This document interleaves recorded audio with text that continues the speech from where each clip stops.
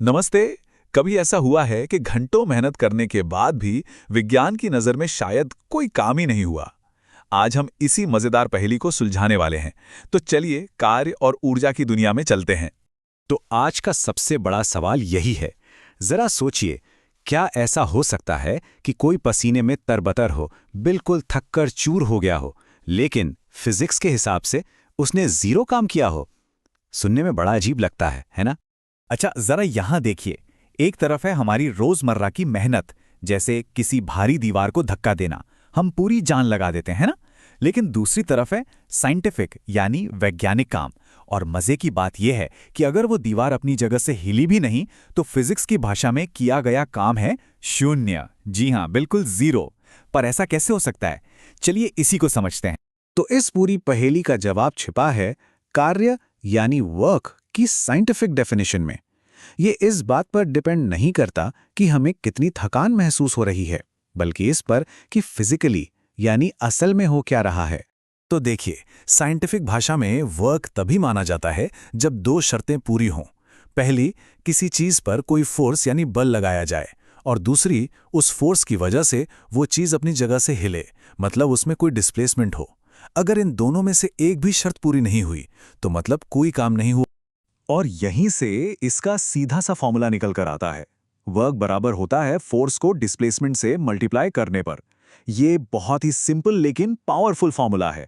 इसका मतलब, अगर डिस्प्लेसमेंट जीरो है यानी चीज अपनी जगह से हिली ही नहीं, तो वर्क भी जीरो ही होगा, चाहे आप कितनी भी ताकत लगा लें। बिल्कुल उस दीवार वाले केस की तरह। अच्छा, तो इस काम को मापते किस में है? इसकी यूनिट है जूल। एक जूल का मतलब होता है जब एक न्यूटन का फोर्स किसी चीज को 1 मीटर तक खिसका दे। बस इतना सिंपल है। इससे हमें वर्क को नापने का एक स्टैंडर्ड तरीका मिल जाता है। ठीक है, तो वर्क की बात तो हो गई। अब एक कदम और आगे बढ़ते हैं और बात करते हैं एनर्जी की। असल में एनर्जी ही तो वो चीज है जिससे काम होता है। आप इसे ऐसे समझ सकते हैं कि एनर्जी काम करने की क्षमता है। ये इस यूनिवर्स की करेंसी जैसी है, जिसे आप काम करने के लिए खर्च करते हैं।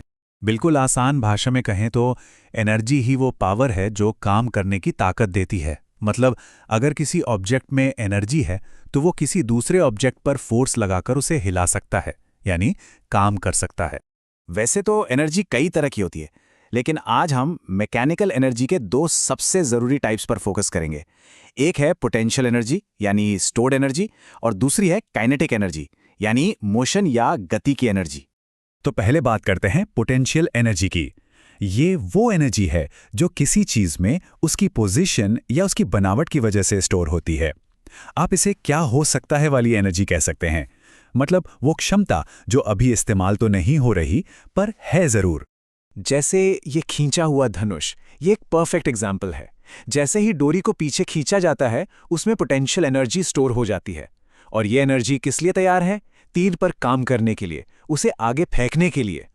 अब आते हैं काइनेटिक एनर्जी पर। तो अगर पोटेंशियल एनर्जी क्या हो सकता है वाली एनर्जी थी, तो काइनेटिक एनर्जी है क्या हो रहा है वाली एनर्जी। ये किसी भी चलती हुई चीज में होती है। सीधा सा हिसाब है, अगर कोई चीज मूव कर रही है तो इसमें काइनेटिक एनर्जी है। जरा सोचिए, एक तेज रफ्तार से दौड़ती कार, पेड़ से नीचे गिरता हुआ नारियल, या कोई भागता हुआ एथलीट। इन सब में एक चीज कॉमन है, मोशन। और जहां मोशन है, वहां काइनेटिक एनर्जी है। और इसका रूल भी बड़ा सिंपल है, जितनी ज्यादा स्पीड उतनी ही ज्यादा काइनेटिक एनर्जी।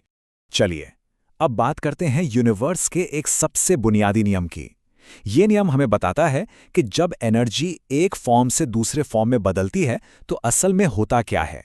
और ये नियम है law of conservation of energy. ये कहता है कि एनर्जी को न तो बनाया जा सकता है और न ही खत्म किया जा सकता है। इसे सिर्फ एक रूप से दूसरे रूप में बदला जा सकता है।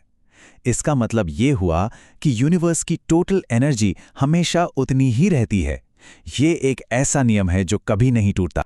इसे समझने का सबसे अच्छा तरीका है एक गिरती हुई चीज का एग्जाम्पल लेना। मान लीजिए कोई चीज ऊंचाई पर है। उस वक्त उसमें ढेर सारी पोटेंशियल एनर्जी स्टोर होती है, लेकिन जैसे ही वो गिरना शुरू करती है, उसकी ये पोटेंशियल एनर्जी काइनेटिक एनर्जी में बदलने लगती है। अब जरा इन नंबर्स को देखिए, यह असली कमाल। जैसे जैसे वो चीज नीचे आ रही है उसकी पोटेंशियल एनर्जी यानी पीई कम हो रही है और उसकी काइनेटिक एनर्जी यानी केई बढ़ रही है। लेकिन सबसे आखिर वाला कॉलम देखिए, टोटल एनर्जी, वो हर पॉइंट पर बिल्कुल 800 जूल ही है। मतलब जितनी पोटेंशियल एनर्जी कम हुई, ठीक उतनी ही काइनेटिक एनर्जी बढ़ गई। ये law of conservation of energy का एक बेहतरीन सबूत है। तो अब हम आते हैं अपने आखिरी टॉपिक पर, पावर यानी शक्ति। अब पावर जो है वो वर्क और एनर्जी से थोड़ी अलग है। क्यों? क्योंकि इसमें टाइम का एंगल जुड़ जाता है।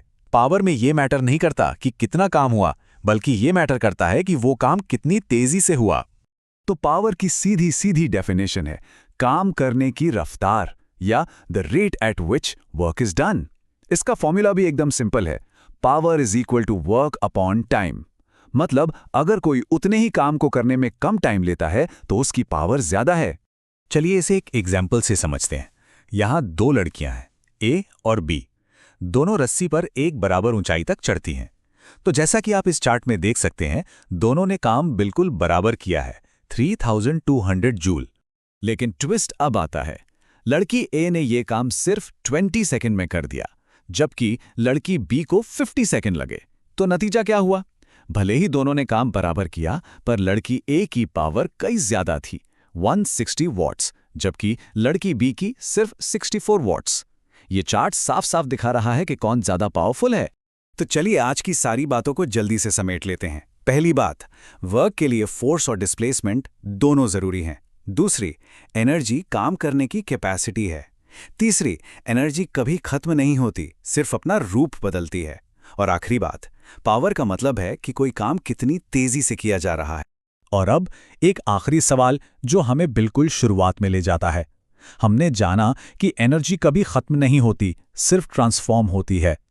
तो फिर जब कोई इस दीवार को धक्का दे रहा था जो हिली ही नहीं, तो उसकी बॉडी से जो एनर्जी खर्च हुई वो आखिर गई कहाँ? जरा सोचिएगा इसके बारे में। हमारे साथ जुड़ने के लिए शुक्रिया।